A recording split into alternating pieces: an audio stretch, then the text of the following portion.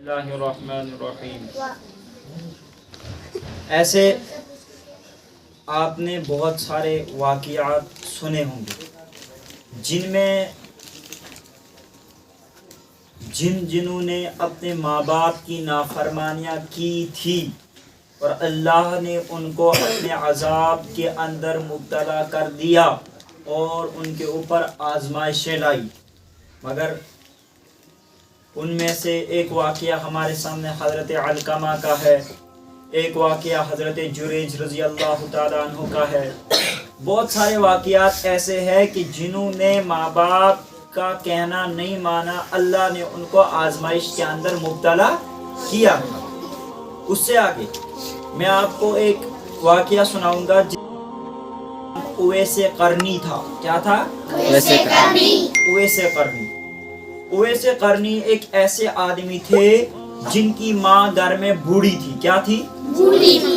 اور حضرت اویس قرنی ان کی کیا کرتے تھے؟ خدمت کیا کرتے تھے۔ کیا کیا کرتے تھے؟ آخر کار مسئلہ ایسا ہوا کہ وہ رسول اکرم صلی اللہ علیہ وسلم کے دور میں تھے، مگر انہوں نے رسول اکرم صلی اللہ علیہ وسلم سے کبھی ملاقات نہیں کی تھی۔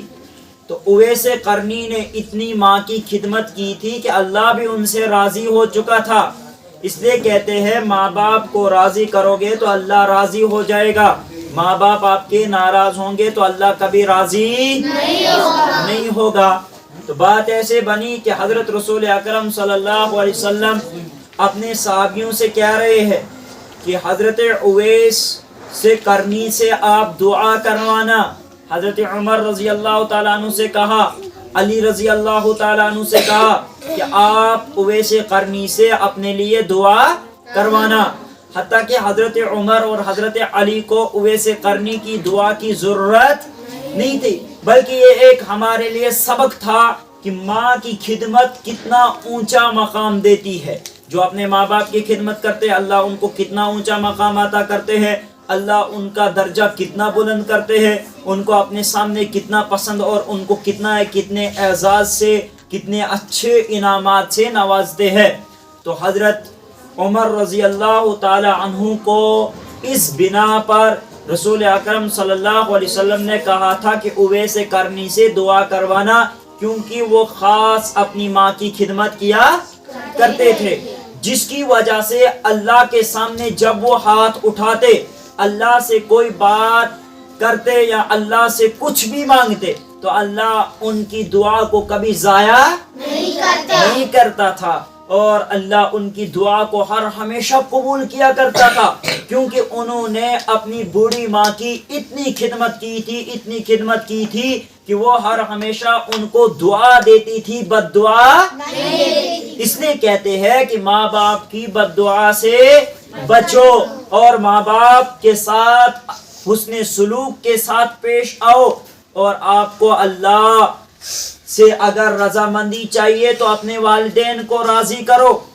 اللہ تب تک آپ سے راضی نہیں ہو سکتے جب تک نہ آپ کو اپنے والدین راضی ہوں گے۔ اگر آپ کو اپنے والدین راضی ہے تو اللہ آپ کو ان سے پہلے ہی کیا ہے راضی ہے۔ لہذا آپ نے اپنے ماں باپ کی خدمت کرنی ہے، آپ نے ان کے ساتھ برا سلوک نہیں کرنا ہے، ان کے ساتھ برا برتاؤ نہیں کرنا ہے، ان کو زور سے چلانا نہیں ہے، ان کی کہی ہوئی باتوں پر عمل کرنا ہے۔ یہ والدین کا آپ کے اوپر کیا ہے؟ حق ہے۔ اور جو بچے بھی ماں باپ کے ساتھ کبھی بھی بدسلوکی کرتے ہیں یا ان کے سامنے ان کو آگے سے زور سے بولتے ہیں، وہ آرام سے بات سمجھاتے ہیں مگر یہ آگے سے زور سے بولتے ہیں، یہ بچے دنیا میں بھی ناکام ہوتے ہیں اور آخرت میں بھی ناکام ہوتے ہیں۔ اللہ باقی گناہوں کی سزا دنیا میں کم دیتے ہیں اور ماں باپ کے نافرمانوں کو ماں باپ کی نافرمانی کی سزا دنیا میں ہی بھگتنی پڑتی ہے۔ جب تک نہ ماں باپ معاف کرے تب تک اللہ معاف کرنے کے لیے تیار نہیں ہے۔ اس لیے آپ دعا کریں کہ اللہ ہم سب کو والدین کے ساتھ اچھے سلوک کے ساتھ پیش آنے کی توفیق عطا فرمائے، اور ہم سب کو ان کی خدمت اور ان کے ساتھ صلہ رحمی کرنے کی توفیق عطا فرمائے اور ہم سب کو ان کی خدمت کرنے کی توفیق عطا فرمائے اور ہمیشہ ہم کو اللہ اپنے والدین کی نافرمانی سے بچائے وآخر دعوانا ان الحمد للہ رب العالمین.